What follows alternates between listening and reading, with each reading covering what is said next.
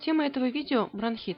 Бронхит – это воспалительное заболевание дыхательных путей, бронхов. Воздействие инфекционных или токсических агентов вызывает отек слизистой оболочки бронхов, повышение продукции слизи и другие патологические изменения. Это приводит к нарушению их проходимости. Острый бронхит, как правило, продолжается до 1 месяца.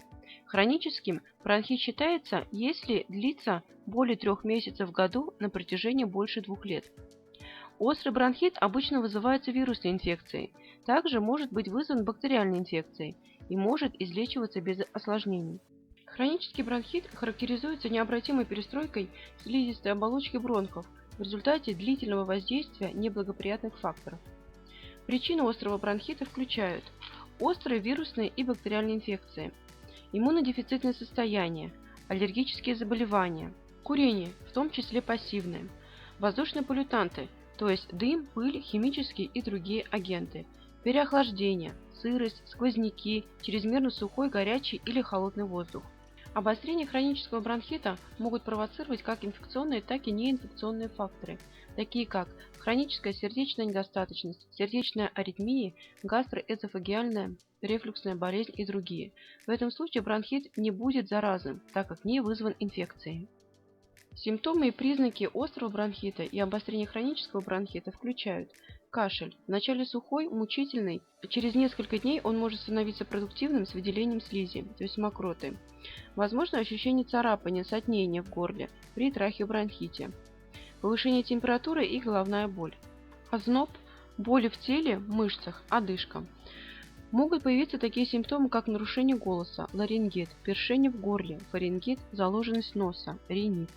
Одним из главных симптомов острого бронхита является кашель, который длится несколько недель. Иногда он может продолжаться несколько месяцев, если бронхиальные трубки долго восстанавливаются. Диагностика. На приеме доктор обычно расспрашивает про симптомы, особенно про кашель. Также важен медикаментозный анамнез, то есть доктор может спросить, какие лекарства вы принимаете. Еще не болели ли вы в последнее время простудой или гриппом, не курите ли, нет ли бытового или профессионального контакта с выхлопными газами, парами химических веществ, пылью и так далее. Доктор обычно использует стетоскоп, чтобы прослушать легкие. Характерными для бронхита является наличие жесткого дыхания и хрипов. В начале заболевания сухих, а с появлением мокроты влажных.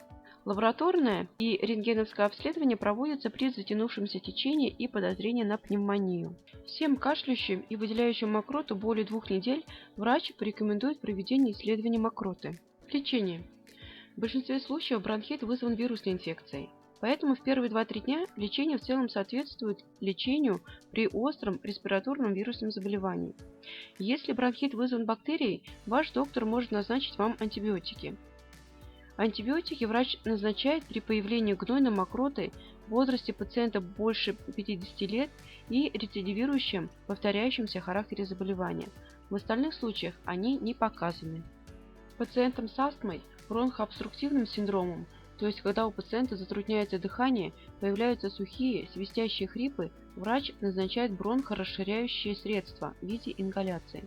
Несколько советов для того, чтобы облегчить симптомы бронхита. Пить много воды, 8-12 стаканов в день. Это помогает разжижать слизь и облегчает кашель. Устранить профессиональные вредности и отказаться от курения. Больше отдыхать.